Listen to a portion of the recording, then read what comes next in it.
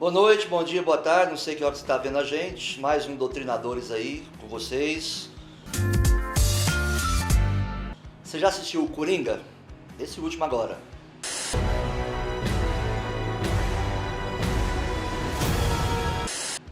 Todo mundo aqui acha que assistiu, acho que não, tenho certeza, senão não estaríamos discutindo, e o assunto é esse hoje. O programa aqui eu tenho certeza que vai ser bacana.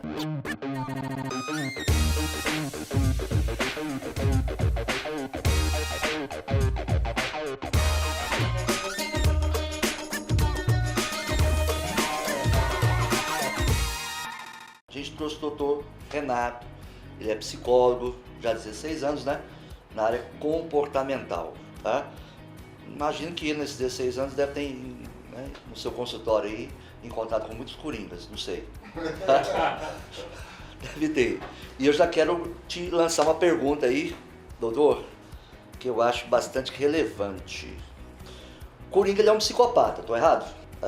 Só que eu acho que ele é um psicopata em nível, assim, hard. E essa psicopatia dele, ela foi gerada por tudo aquilo que o filme pontuou.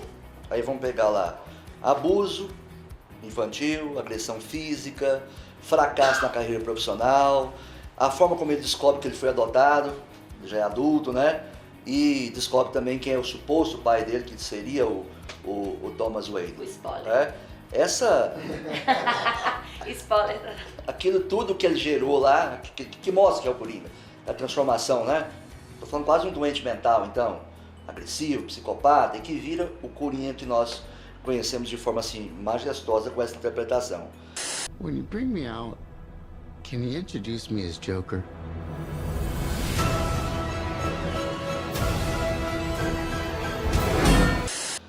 Esses pontos que o filme coloca, eles são suficientes, fortes para gerar aquilo tudo? Para entender loucura, eu penso que é muito importante pensar no Michel Foucault. O Michel Foucault, ele tem um livro chamado História da Loucura. E você vai perceber que, em se tratando de doença mental ou de loucura, a gente vai perceber que, desde o início, há um descaso. Porque o que era o louco? Era aquele que era entregue a um barqueiro e o navio ficava subindo e descendo o rio. E era assim que a loucura era tratada. Quando nós começamos a andar um pouco mais na história, nós vamos perceber a construção de grandes leprosários para controle de lepra. Daqui um pouco, a lepra é controlada, esvazia-se essas casas. E o que fazer agora? Sabe o que eles fazem? Manda para lá a loucura. E quem era o louco? O louco era o desobediente, o pai era a prostituta. É o que produzia desobediência civil? É isso, entende? O que produzia desobediência civil. De repente, o que não se adequava a algum padrão, né, um estigma. Isso mesmo. E é mandado esse pessoal para lá. Mas daqui um pouco nós temos o quê? O advento do capitalismo. E o que se faz? Abre mais uma vez a porta da loucura. E todos aqueles que ali estavam é mandado para o mundo lá fora, porque eu preciso agora de mão de obra, eu preciso de trabalho. Pegando o Coringa e essa questão que me foi colocada, toda essa situação dessa vivência, seja afetiva, seja de um sistema que de repente entrecorta o meu sonho, a minha vida, pode produzir loucura. E aí eu penso numa teoria que nós temos chamado diátese estresse. A diátese é a vulnerabilidade biológica que um sujeito tem. Eu, você, qualquer um de nós. Assim, qualquer né? um é suscetível. Em qualquer momento eu posso sim apresentar uma depressão ou outra psicopatia. Decorrência de um trauma? Sim, claro. Agora, o que é então o estresse?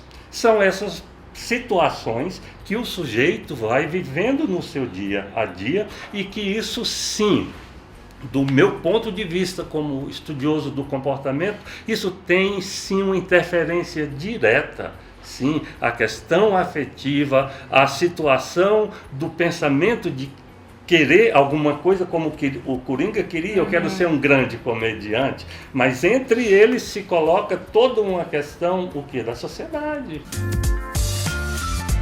Inclusive a primeira cena é exatamente ele fazendo assim, né?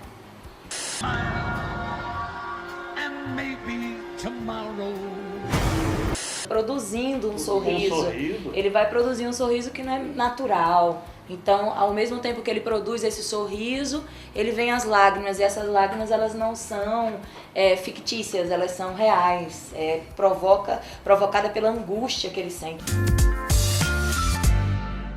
Aí veio a questão que eu fiquei reflexivo com ela também, que é essa questão que você tem ali da máscara, né? Ele como personagem, que é o Coringa, que ri, que faz rir, etc e tal, e a pessoa toda presa dentro de si mesmo. Aí a minha questão, doutor, é a seguinte: essa necessidade de você ter o estereótipo que atende o modelo social e o que você realmente é, a falta de transparência interior, ela pode também colaborar muito para essa produção da loucura, do desequilíbrio? Nossa, uma colocação extremamente interessante, porque eu posso ser eu. Tem uma cena lá que ele tá com o Robert De Niro, deixa eu me ajudar a Uma lembrar. cena hiper Que ele forte. tá conversando com ele fala que ele tá cansado de ser louco e ter que fingir que não é. Mais ou menos isso, né? Isso a gente sente enquanto ser humano, né? Essa questão de até que ponto você de fato pode ser o que você é. Então, Essa pressão social por modelos morais, modelos de comportamento, modelos de pensamento, modelo de gosto estético, isso vai gerando no cidadão o adoecimento. E até que ponto esse adoecimento, que pode ser apenas em um determinado momento emocional, virá algo que beira a loucura? então, eu penso que é interessante a gente usar a fala de um filósofo. Ele disse o seguinte: por que eu tenho medo de dizer quem eu sou? Eu tenho medo de dizer quem eu sou. Porque se eu disser quem eu sou, você pode não gostar de quem eu sou. Mas quem eu sou é tudo que eu tenho. Percebe? Então, como eu posso fugir dessa realidade para mim mesmo? São 3 máximas que acabam gerando toda a humanidade, né? Quem eu sou, de onde vim, para onde vou, acho que gera toda essa nuance que a gente tem de autoconhecimento, de percepção quem nós somos, do nosso pertencimento no mundo, o que o nosso papel nessa sociedade, né? Já vi o César, eu já conversei muito com o César, ele faz uma crítica em relação a isso bacana, que é sobre a vida urbana em si. Olha só para essa pergunta, doutor. A Gotham, ela é sempre apresentada como uma cidade decadente, né? Exato. Em todas as versões aí, tanto dos quadrinhos como cinematográficas. Tomada pelo crime, corrupção e desordem social. O Coringa, ele também é produto dessa vida urbana. E aí uns dados aqui, eu quero fazer um link com esses dados aqui, ó. Em junho desse ano, 2019, a revista Veja publicou uma matéria onde uma pesquisa feita por uma plataforma online chamada Vitude, talvez você conheça, revelou que os seguintes dados, os seguintes trágicos resultados. Aliás, a pesquisa foi feita com 493 mil pessoas. Muita gente, né? 37% das pessoas estão com estresse extremamente severo, enquanto 59% se encontram em estado extremamente severo de depressão. A ansiedade extremamente severa atinge níveis mais altos, 63%. Aí eu cruzei com outro dado que eu fui atrás, da Organização Mundial de Saúde, dado de 2018. Revela que no Brasil, 86% da população é acometida por algum tipo de transtorno mental. Entre eles, os principais são depressão e ansiedade. Os dados coletados, como eu disse, ele foi feito a partir da seguinte pesquisa: consideraram sensações e sentimentos vividos nos 7 últimos dias da pesquisa. Então, em 7 dias, entrevistaram quase 500 mil pessoas. E a gente pode ver um pouco dessas pesquisas aí na nossa sala de aula, né? Cada vez mais alunos ansiosos, com essa perspectiva de angústia. Então, o Coringa é fruto dessa vida urbana também. Também. Se você começa a olhar já no início do filme, você vai perceber o que acontece com o Coringa. apanha Violência, né? violência de menores, que também são excluídos entende? socialmente. Que também são excluídos socialmente. Para!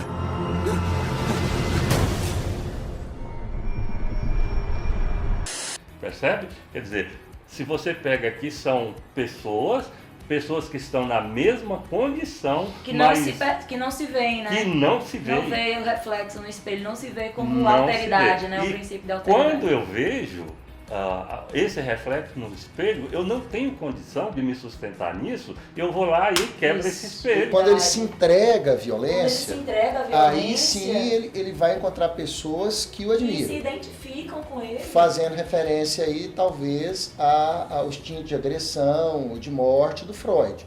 Ou seja, o modelo social, ele impede que eu execute o meu desejo de agressão, o meu desejo de morte. Mas aquilo está dentro do cidadão. Quando ele vê o outro dando vazão aos seus instintos de agressão, ele se identifica com aquilo. Também vem a questão da massa, porque ali você tem uma turba, ali você tem Na verdade, não é um indivíduo Não, perverso, isso. é uma sociedade perversa. Porque assim, o Coringa também é fruto da sociedade. Não sei se vocês percebem isso também, né? Ele é fruto e ao mesmo tempo ele também é autor dela. Então, onde começa? É o ovo ou a galinha? Eu acho que isso é uma coisa pra gente refletir, é dialético. E a gente pode dialético. pensar uma outra questão, porque olhem só, de repente nós enxergamos um grupo se identificando com o próprio Coringa, mas esse grupo que estava se identificando, ele já não estava também com toda essa situação latente? Tanto que as críticas nos Estados Unidos, teve muitas críticas, positivas e negativas. Mas a maior parte negativas falou sobre isso. Apologia, que era um violência. momento não muito bom de se lançar um filme desse, né? Inclusive, montar esse sistema de segurança, o nível de segurança ficou mais forte nos Estados Unidos, temendo que alguém Mas veja, aí, fizesse aí alguma coisa. volta-se, eu acho, Ataques em pra cinema, uma ataque em pergunta. escola.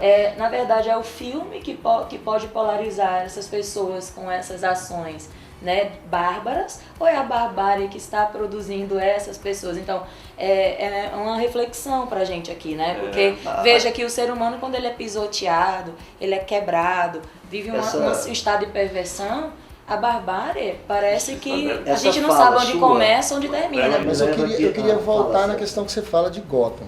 Porque, veja, ali é uma criação artística. Isso. E cria-se Alegoria, né? uma alegoria, cria-se um mundo paralelo, né? Esse mundo paralelo tem alguma ligação com o nosso. Então Gotham, ele é, na verdade, do meu ponto de vista, a cidade Gotham, ela é uma crítica ao modelo civilizatório. Todo ele. Sim, a todo ele. Você tem no iluminismo, e aí, de novo, vamos chegar lá na barbárie, através da Hannah Arendt e do Theodor Adorno. Banalidade do mal. Exato. Veja, quando você tem no iluminismo aquela pretensão do esclarecimento, que seríamos um mundo esclarecido, e que, portanto, esse esclarecimento iria dar conta dessa barbárie, que antes do esclarecimento existia, quando esse iluminismo vem e frustra e cria uma civilização, que é a nossa atual, que continua com a violência, com a barbárie, com o preconceito e com tantas coisas que a gente... E até legitimada, Isso, né? e que a gente não gostaria que tivesse. Então, peraí, a civilização virou Gotham? A civilização é aquilo ali? Então, Gotham tem esse cutucar de aonde a civilização chegou. Né? Por que esses vilões, eu acho que é um fenômeno recente, e esses anti-heróis são mais fascinantes e parecem produzir um apelo muito maior do público em relação aos próprios heróis, que o diga o Darth Vader. Então, veja só essa questão da identificação. Do meu ponto de vista, ele só está representando essa grande maioria, por isso que há essa identificação. O Curto Levin, quando ele fala de grupos e processos grupais, ele fala de uma forma tão interessante, porque ele vai dizer que uma maioria, num grupo de 100, por exemplo, pode ser um que o representa. E naquele momento, o Coringa representou aquele sofrimento total que, de repente, todo aquele grupo estava passando. Então é por isso que há uma identificação do próprio grupo. Então, na verdade, não é um dia ruim, é uma sociedade ruim. César, você vai indicar hoje o quê? Uma comida, uma música ou um filme? Hoje tem que ser um filme, é um filme antigo, mas é um filme que eu acho que tem a ver com muito do que a gente falou ali, que é O Senhor das Moscas. Então, um filme que compensa assistir, que vai discutir essa questão de como a sociedade se torna o que ela se tornou. A questão mais importante é: alguém sabe que estamos aqui? Ninguém sabe que estamos aqui. Sabem para onde estávamos indo, mas não sabem onde estamos porque não chegamos onde estávamos indo. Eu vou em Laranja Mecânica para discutir mesmo essa Perigoso, concepção de... É um Se livro... os alunos fizerem alguma coisa, a culpa é sua. Não, é um livro que fala sobre a noção do que é violência, a violência como instrumento social, mas lembrando que todo o arquétipo alegórico literário tem que ser olhado no viés literário, né? A partir de uma representação do que nós podemos analisar de quem somos e para o que nós estamos aí na sociedade, mudar para melhor. Eu vou indicar uma música, Construção, do Chico Buarque. Muito bom. Eu sei que você, bolsominion, não vai escutar porque é o Chico. Amor daquela vez como se fosse a última. Beijou sua mulher como se fosse a última. Convidado, vai indicar o que para nós? Eu gostaria de indicar um livro chamado A Fabricação da Loucura, Nossa. do Tomás Sassi. É um livro que vai nos dar uma noção extremamente importante, histórica, atual. Galera, então o mesmo conselho, tá? Não curta esse canal, não dê o like, tá? Não faça isso, beleza? Tchau!